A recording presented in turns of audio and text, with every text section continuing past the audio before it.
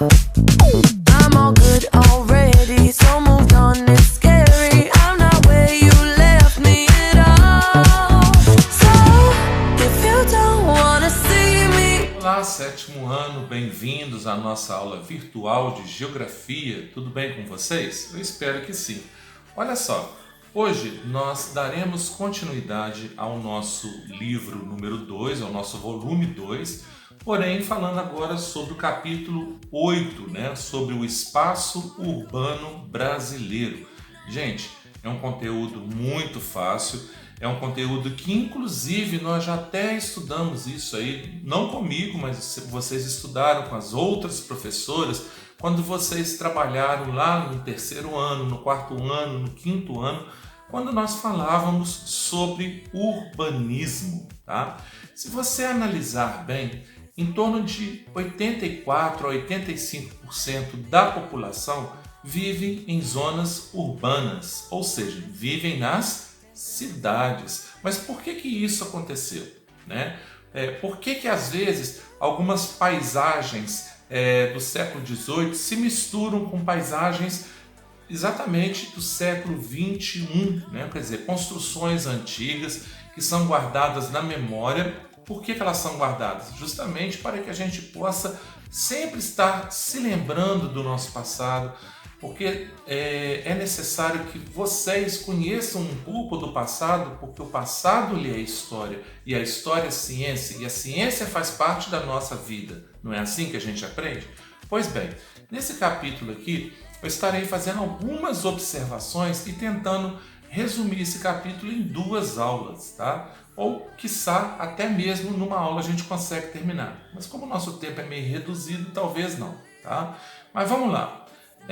Primeiro, se eu te perguntasse o que levou à urbanização do Brasil ou de qualquer outro tipo de país que eu falasse sobre urbanização, inclusive países europeus ou países da África ou países da Ásia, normalmente o que leva à urbanização?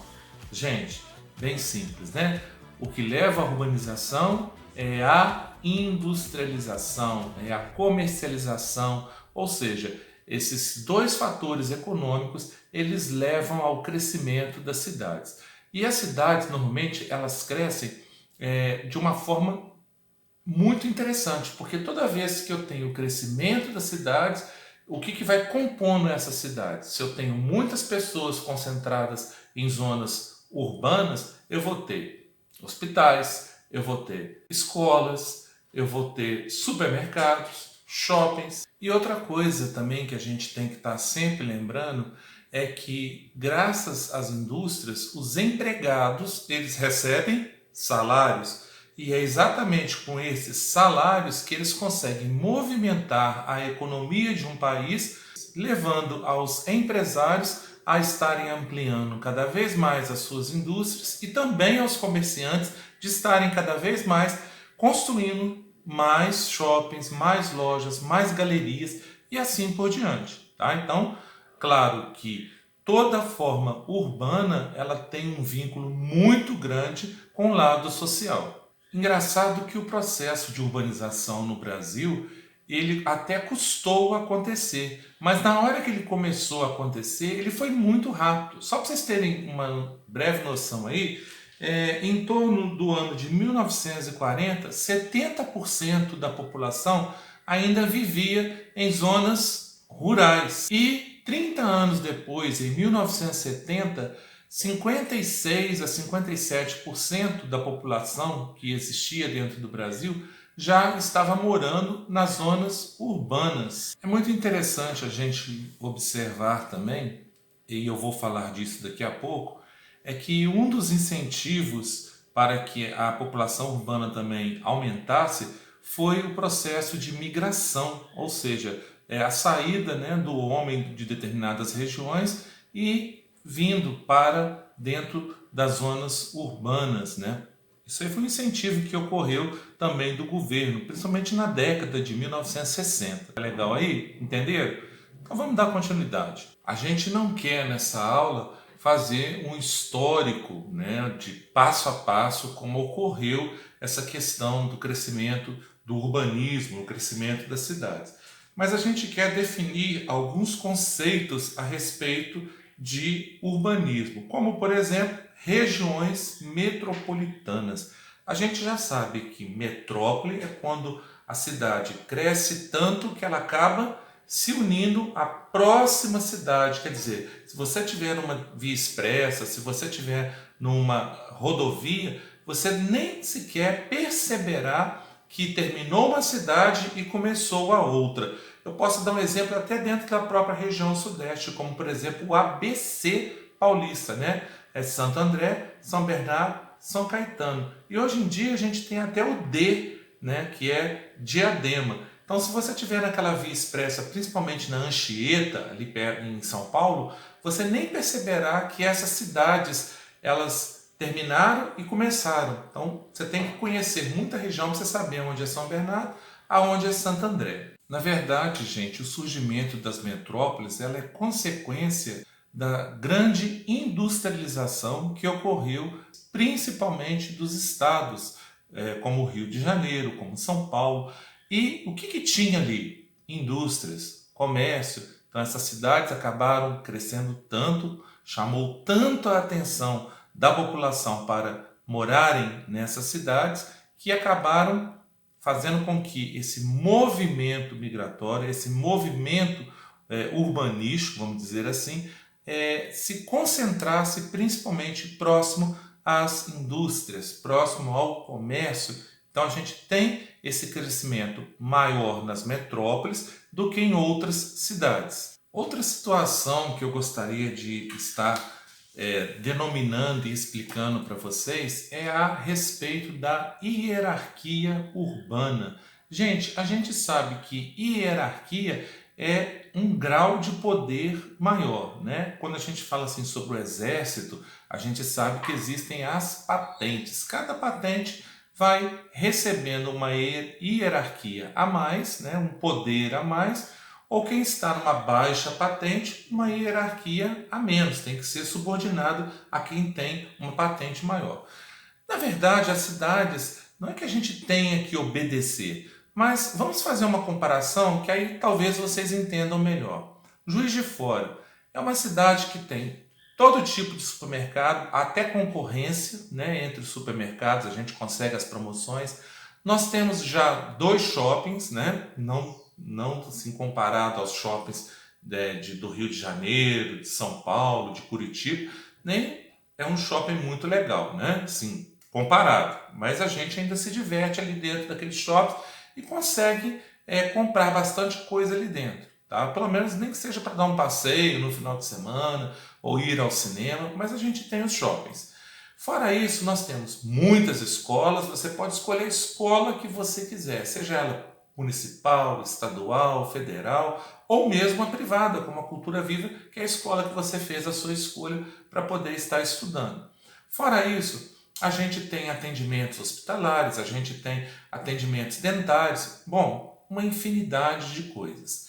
Então a cidade, ela tem uma infraestrutura que nos atende. Tá? Não é necessário que eu saia de Juiz de Fora para ir para cidade nenhuma para ter um atendimento. Entenderam isso? Tá, agora vamos pegar uma cidade menor. Vamos pegar, por exemplo, Matias Barbosa, né? É uma cidade menor, ou mesmo uma cidadezinha aqui perto, é o Banco da Câmara, né? Então vamos pegar essas cidades, vamos comparar a Juiz de Fora. Vocês conseguem entender? Eles têm tudo o que eles precisam? Tem médico, toda cidade tem médico, tá? Mas para um problema mais emergencial, eles têm condições de atender? Não.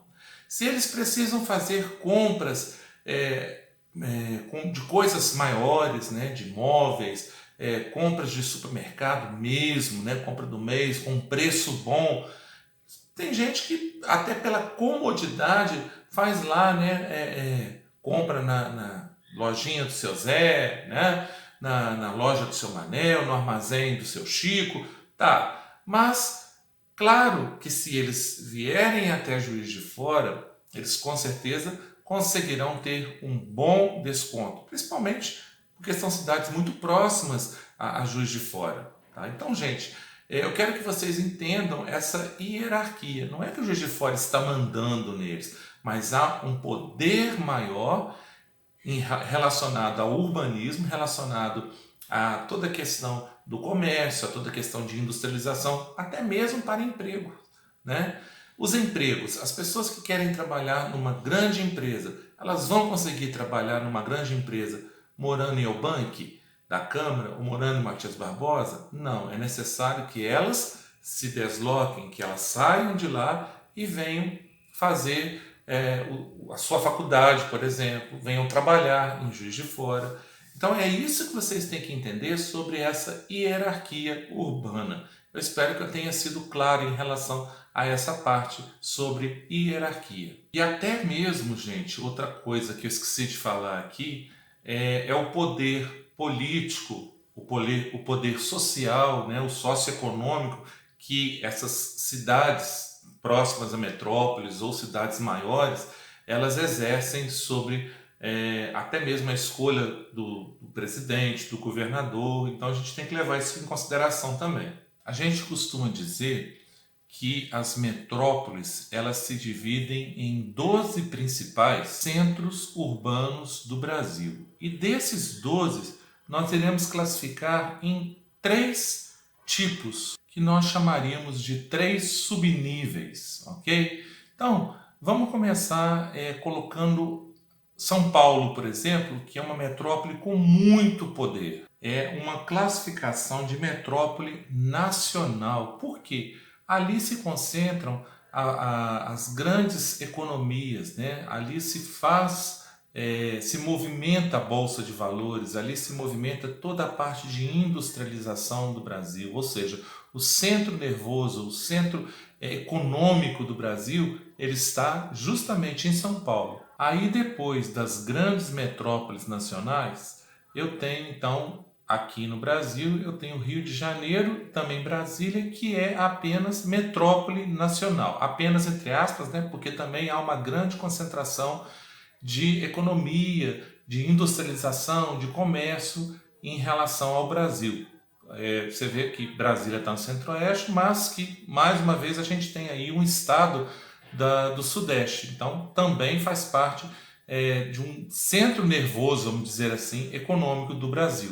Depois eu terei as metrópoles. Gente, claro que eu não tenho metrópole só em São Paulo, eu não tenho metrópole só no estado do Rio de Janeiro, eu tenho metrópoles espalhadas pelo Brasil inteiro. Então, o que eu tenho ali? Concentrações de economia, de indústrias, mas que não são, vamos dizer, o centro nervoso da economia do país. Tá? Então, quais seriam, então, esses estados? Então, de acordo com a página 61 do livro de vocês, eu tenho aí Manaus, Belém, Fortaleza, Recife, Salvador, Belo Horizonte, Curitiba, Goiânia, Porto Alegre. Então, gente, são estados que são muito importantes em relação à economia, mas que não têm uma importância tão acentuada conforme as grandes metrópoles nacionais, tá? Nesse caso aí, quem estaria ocupando mesmo é São Paulo. E aí sim, gente, eu gostaria que vocês, não desmerecendo, né, o valor que essas cidades têm, muito pelo contrário, elas têm uma grande importância dentro do nosso país, mas eu gostaria que vocês pegassem a página 61 e começassem a ler, né, sobre capitais regionais, centros subregionais, centros de zona, tá? E centros locais. Isso aqui, de acordo com o mapa, vocês estarão vendo as hierarquias que essas cidades teriam em relação ao que nós conversamos aqui, tá bom? Dá uma olhadinha aqui, de acordo com cada cor aqui, você estará verificando. Por exemplo, o vermelho, que é a grande metrópole nacional, você só encontra onde? Em São Paulo. E o mais interessante, observe que a localização está onde? Próximo ao mar. Por quê? Toda produção precisa de escoamento, né? Então daqui já sai todo o escoamento, né? Temos portos, temos ferrovias, temos rodovias, temos aeroportos. Então eu quero que vocês observem isso aqui e depois vocês façam uma anotação, lembrando sempre que já é para resumir. Até esqueci de falar isso no início da nossa aula, né? Essa nossa aula deve ser resumida, tá bom? E depois postada. A gente já vai estar avaliando essas aulas, tá bom? Então, terminou a aula, faça o resumo e depois você vai fazer o quê? Vai postar. Hoje nós não iremos encerrar essa aula, muito pelo contrário, nós já estamos terminando essa aula de hoje. Você estará então resumindo tudo que você aprendeu aqui. Não é tanta coisa, mas já dá para você iniciar o seu resumo. Começa lá, anota lá, né? Resumo sobre urbanismo, né? No caso, o espaço urbano brasileiro, capítulo 8. Faz as anotações, deixa lá no seu caderno. Na semana que vem, quando nós terminarmos o capítulo, você termina o seu resumo e faz a postagem, tá bom? Bom, e aí a gente vai valorizar em torno de 3,5 a 3 pontos. Vai depender muito de quantos resumos eu irei pedir durante esse bimestre. Professor, os exercícios estão valendo ponto? Não, gente. Os exercícios não estão valendo ponto esse bimestre. Os exercícios são de fixação. No entanto, os nossos resumos sim estarão valendo ponto. Por quê? Para que vocês possam assistir às nossas aulas. Nossa, mas agora eu já assisti a aula, vou ter que assistir de novo. Você pode assistir de novo, que vai ser muito legal, vai contribuir muito para a sua aprendizagem, como você pode também utilizar o seu livro e fazer o seu resumo, tá? O importante é que você faça, porque é aí que você irá conseguir a sua pontuação nesse bimestre. Fiquem com Deus, um grande abraço e até o nosso próximo encontro. Tchau! If you wanna believe that anything could stop me